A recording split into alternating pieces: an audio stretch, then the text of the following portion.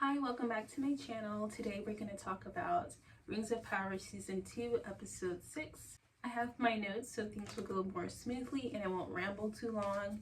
So I'll just start off talking about the things that I didn't like or like my complaints about the show so far.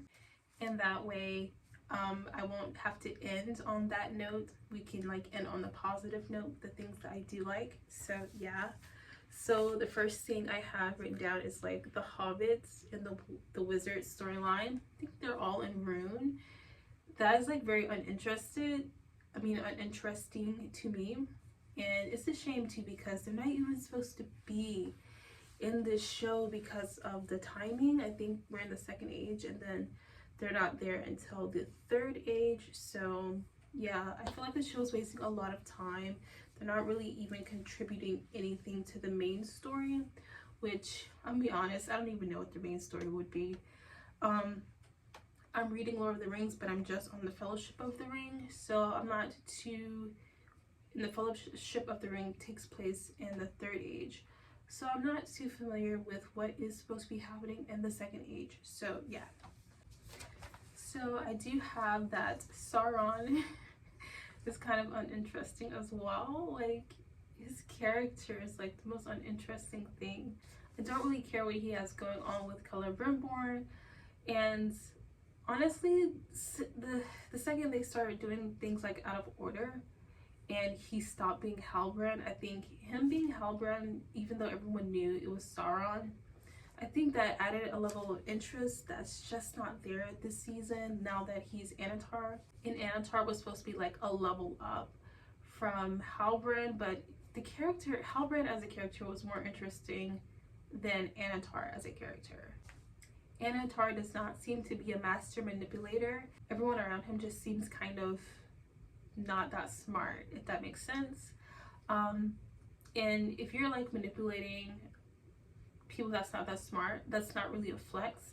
Like you only get those flex points for manipulating people that actually require manipulation because they're so smart.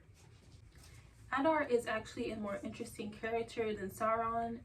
To me, in my opinion, there's like a little bit of a nobility to Adar. And I'm not sure about his backstory or if he's like an original character or if he's a Tolkienian character, but I feel like Adar is more dark and mysterious, and again there's like this nobility to him, and I know he used to be an elf, that's why he has like elf ears, and his story just seems like it would be more interesting to see how he got to be there. That being said, I do think Adar's storyline, not his character, but his storyline and now Galadriel's storyline, because he caught her last episode. I feel like their storyline is very circular, and what I mean by that is like these characters are doing the absolute most, but they're making like no progress. They're making zero progress. It's like it seems like they're just going in a circle and spinning and spinning and spinning, and we're basically waiting for this big fight to happen. By the way, every episode I do notice there's nothing special about Galadriel's hair. Sorry, I feel like it should be like shining or glowing or something.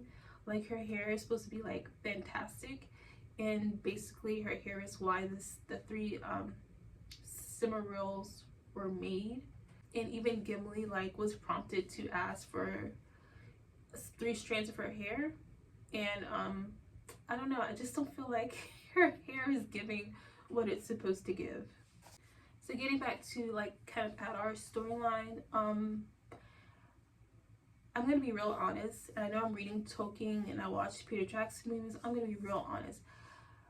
I do not understand the enmity between the elves and the orcs in this show, and I don't know what the orcs stand to gain by being so vicious towards the elves. Like they're about to go into a region and like completely sack the city, probably next episode or maybe even episode 8. I just don't know why they just don't go off and go like to set up in a land or something that's unoccupied. I don't know, I don't understand their motivation in the story, and because I don't know that, I feel like maybe the show is not explaining that, and they should. But I'm also leaving it open to, you know, maybe I just missed something. But I don't get their whole storyline. I don't know the motivation. And by the way, like, you know, why do they always attack the elves? And it's never, you never really see elves attacking them. You always see them just attacking anything that moves, basically. I do think that Disa's singing would be considered a power. At least I consider it a power, since she like called the bats with it and everything. And it's a power she has without the ring. So I actually have a prediction that the show is gonna somehow give her a ring. Like maybe she's gonna be like an elf lord or something. Or I think the technical term would be lady. But I feel like the show would somehow connive its way into giving her a ring to amplify her power. Even though she's like heavily against the ring, for some reason I feel like the show is gonna go down that path. Not that it would make sense, but the show doesn't always do things that make sense. So I feel like it's on the table. So the most annoying thing about the show, it's a long run-on sentence, so I'm just gonna read it off my notes. I put, the show ignores the logistics of carrying information via word of mouth. Like there's no internet or email or telephone, conference call, nothing like that. But people are always knowing information that it is in no way practical for them to have found out. I feel like I become less invested in the storylines that's presented to us, knowing that, because I have to turn like my brain off and like suspend my belief a little bit, because I know that like, okay, how is this information traveling from this point to this point, especially with the messengers dying all the time. So like Gilgalad can't even get like a message from his elf kingdom to Region, like the messenger dies. So it's like, how, like, who is communicating, who is telling people way over here that this is happening over here in Elfland, if, you know, the messengers keep coming up missing? I have no idea. I also put, the sad part is a storyline involving just how people come to know important pieces of information would be very interesting. Every show wants to be Game of Thrones, right? I feel like the show is missing a huge opportunity by not like fully showing or explaining like how people are getting information. It could create a lot of intrigue to know that like information is being filtered somewhere, but you know what, that would throw a monkey wrench into the show's design, because if they showed you how information is getting from one place to the other, then they would be like, okay, the messengers from Gilgalad that died, why didn't they just that is something. Now that I mention it, yeah, the information is getting so why didn't however messages and information is traveling successfully, why doesn't Gilgalad just send it via that way, since it's actually going to make it? And if there's a spy somewhere, well, yeah, a spy would make for a more interesting storyline. So why don't we see a spy? So now we get to the good stuff, or the stuff that I like the most. I know a lot of people don't think there is any good stuff in the show, but there has to be some reason you keep watching. So I'll just go over my reasons. So the first scene in the episode is actually Arondir. He's just like running through the forest, as Arondir does apparently. And I always like seeing Arondir. We usually get like a pretty good fight sequence from him, which we really did. He killed like 3 orcs, because again, one of them attacked him. Like I said, elves don't really attack orcs, because Arondir actually sees 2 orcs and he's fine just letting them go. And then like a 3rd orc sees him and attacks him, so now he has to kill all 3 of them. So the only strange thing about this was, unless I missed something, Arondir goes straight over to one of the orcs, and the first place he looks is like an armband, and he pulls out a map. Like, My dude, how did you know it was in there? Like, was he watching them or something? I don't know. I feel like I missed something. Did I? So, Numenor. So, Arion. I had to like phonetically like spell her name. Arion. Remember last episode I was saying that she offered Valandil R.I.P. She offered Valandil a pardon, you know, to seek a pardon on his behalf, and she didn't offer her father that pardon. Well, this episode, like, she's like begging him, look, I'm trying to get you a pardon, you need to just take it. You need to just bow down to, she's like super worried about her father, and she was super crabby to him the last episode. So I'm like, this is a really, really strange shift, and I finally concluded that I'm right. It doesn't make sense. And the only reason like she is so concerned about her father this episode is so they can like maneuver in the sea worm storyline. That's it. They just needed to, the show needed to do that. And now we have a whatever her name is a Arian being super concerned about her father, when last episode she was a total B word. So the other thing I like about the Numenor storyline is Muriel, not as a queen, obviously. I don't think she was a good queen, to be honest. But Muriel and Elendil, which I guess we really like Elendil better, and like Muriel is just like part of his story. Well, I do like their relationship. I don't get romance vibes from it. At least not yet. I think the show is like kind of pushing that up, because the show wants to ship absolutely everybody. But I'm not seeing any like romance vibes, you know. They're kind of close, but anyways, I really do like the conversation that they had in the dungeon, and you know, they brought up the topic of faith and everything like that, and that was like the setup. And so when they go to Elendil's trial by sea, and Muriel offers to take his place in that trial, and she says, if we're going to be walking by faith, I should be the one taking the first step. I think that was a nice payoff to the conversation in the dungeon. I also like the costuming in this show.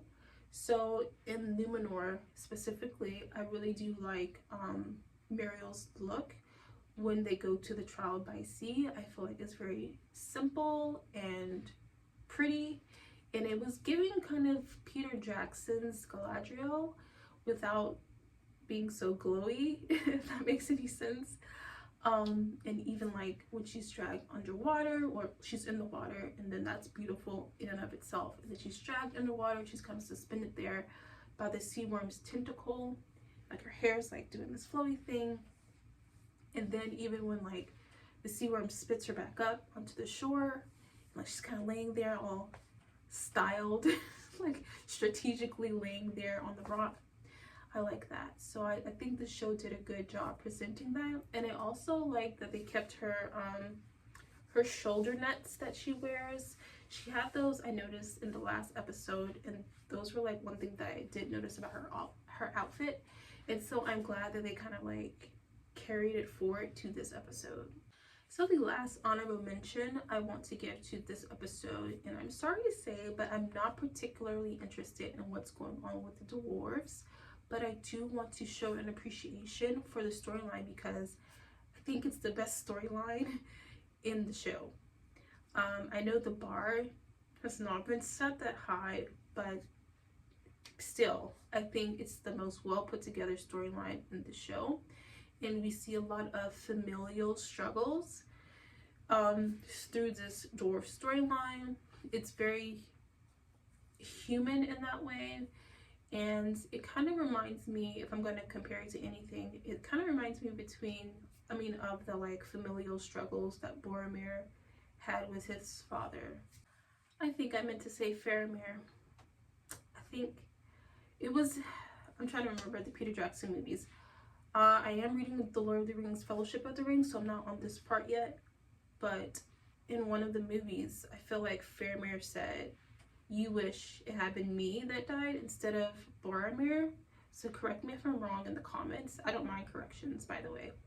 But yeah, we saw like some like tension in that father-son dynamic, and we see that here with the dwarves, so that's really interesting.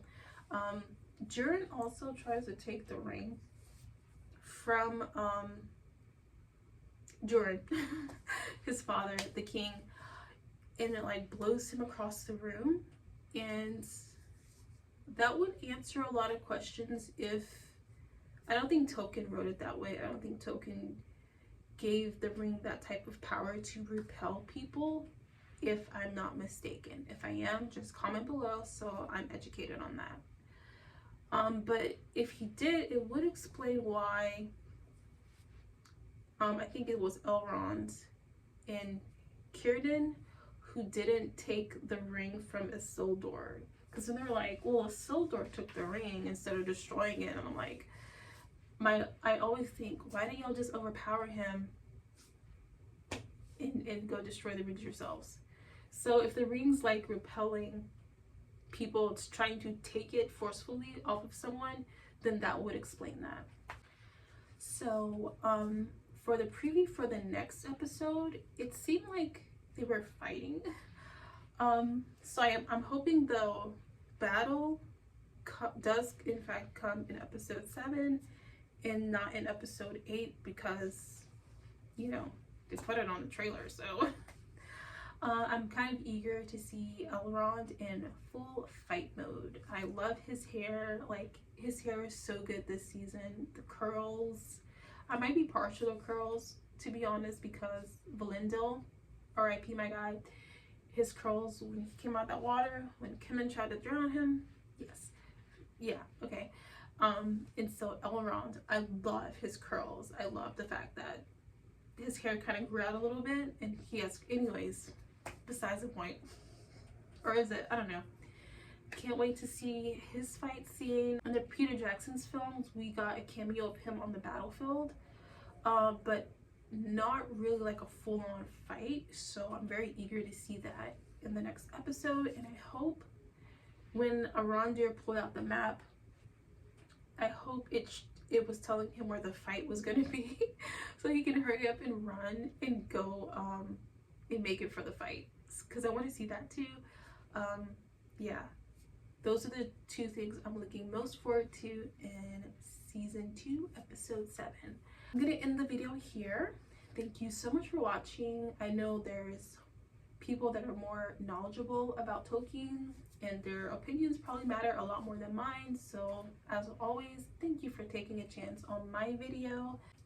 With that being said, if you want to get my thoughts on season 2 episode 7, meet me here again next week for that review video. Bye!